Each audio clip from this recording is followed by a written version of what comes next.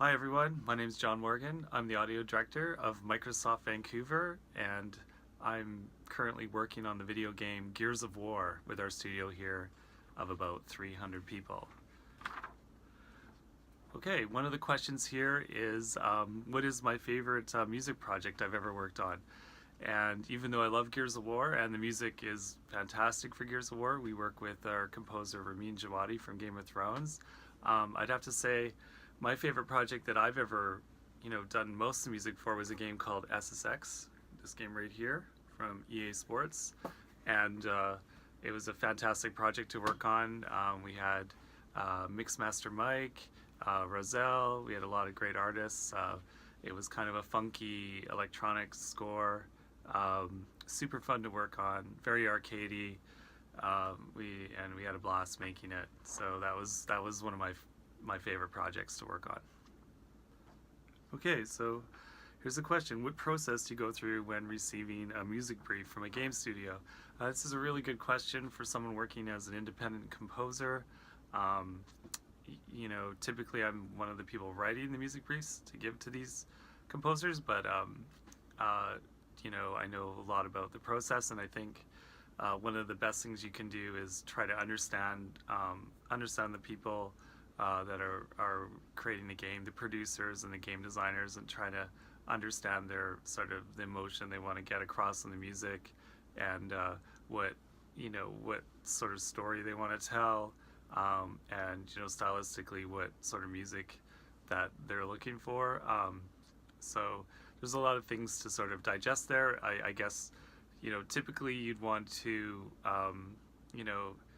look for some examples of work, similar items, similar pieces of music that they like or thought inspiring to their design, and then you can go from there. That really helps. A lot of composers don't like to actually listen to any other music. They just like to understand sort of style. Is it orchestral? Are we talking hip hop? Is it like drum and bass? And that sort of thing. And then you can work out some of the finer details, like how much music, what's the overall length of the compositions you're going to be writing. The type of game that you're working on really matters. If it's like a large project for a console or a PC, or are you talking, a mobile game where the songs might be shorter and not as detailed or intricate. So there's a lot of things to take in. Music brief kind of just outlines the sort of the stylistic and creative goals of the producer and game designer that they're looking for. Okay, here's a question here: how do I begin to compose a piece of music? And that's a lot of people have different ways of doing it. I usually like to sort of first off listen to some music that I think inspires me for the piece I'm writing. I think you can get a lot of learnings from listening to polished songs from people that are creating like music, whether it's drum and bass or hip hop. And then looking at a tempo, like I try to sort of map in a rough tempo with some drums, and sometimes I just take loops that I have in my sort of toolkit, or just slam in some rough beats to just get sort of a sort of tempo map there. And quite often what I do at that point is just loop it for a while, so I just get that sort of tempo map looping in my DAW, and I just start writing music. I just start sort of jamming melodies, and sometimes the bass line will come to me. I like to do that because it's a bit more freestyle, and it gives me sort of some creative opportunity to just kind of jam on some ideas. So if you're good at improvising, or you've jammed with people in a band or something like that before, you'll find it really easy to do this sort of thing, where you just get a loop going and just sort of jam over it and see if some ideas come out of that. So that's usually the way I start. And then from there I start sort of getting a structure together once I have some more solid parts created.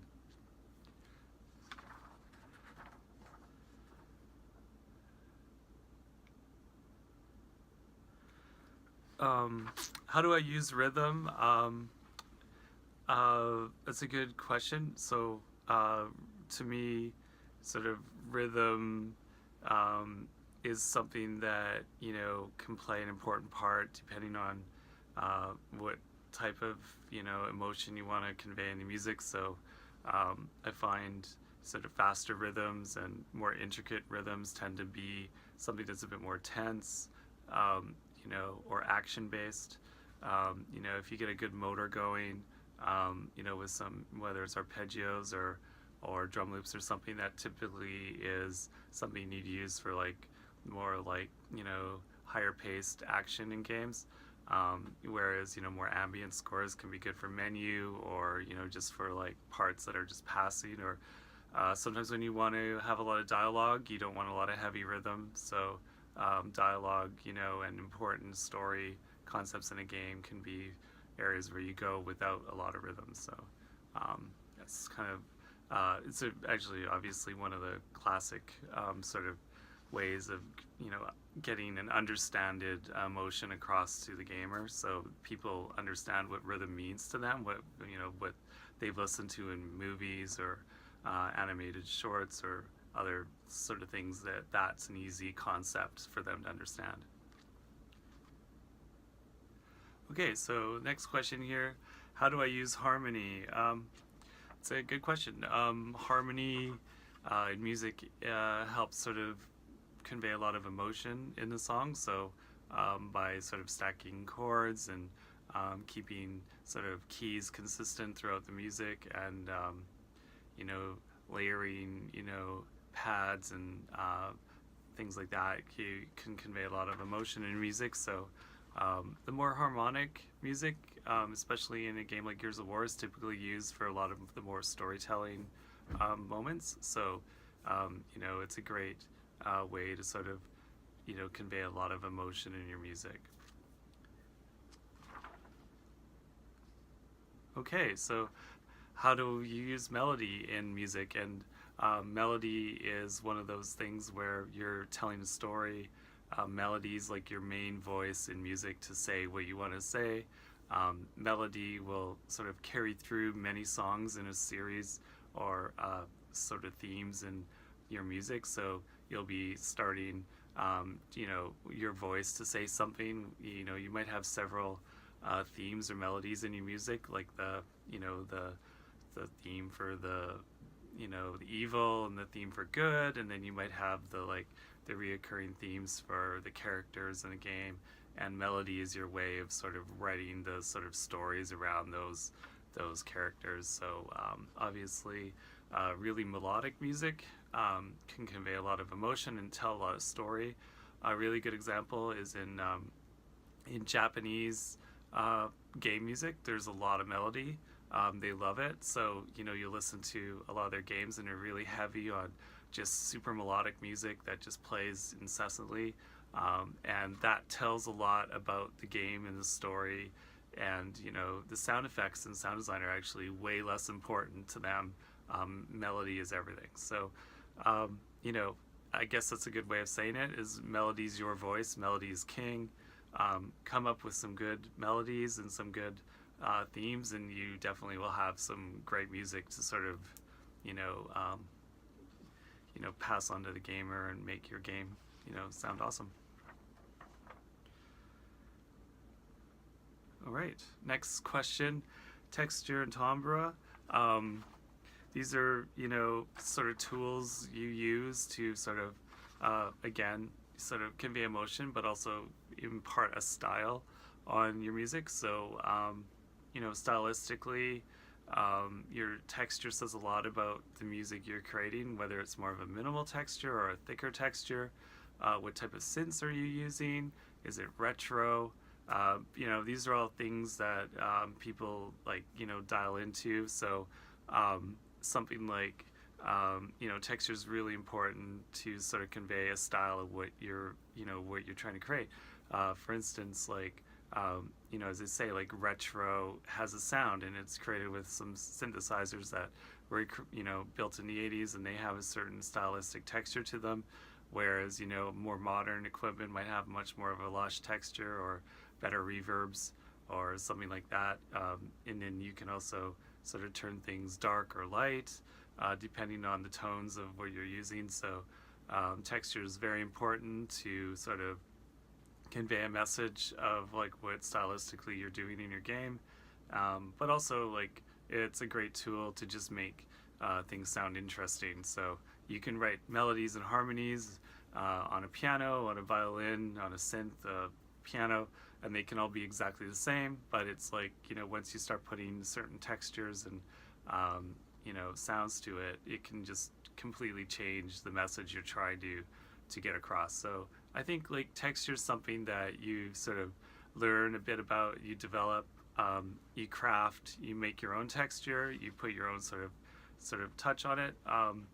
But you know, understanding texture and where sort of where these things come from is important as well. Like, you know, what does dark texture mean? Like, how did this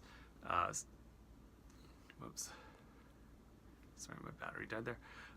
So yeah, what does a dark texture mean? How did they design that texture? You know, and understanding, you know, how good textures are made on the equipment that you have. So it's very important.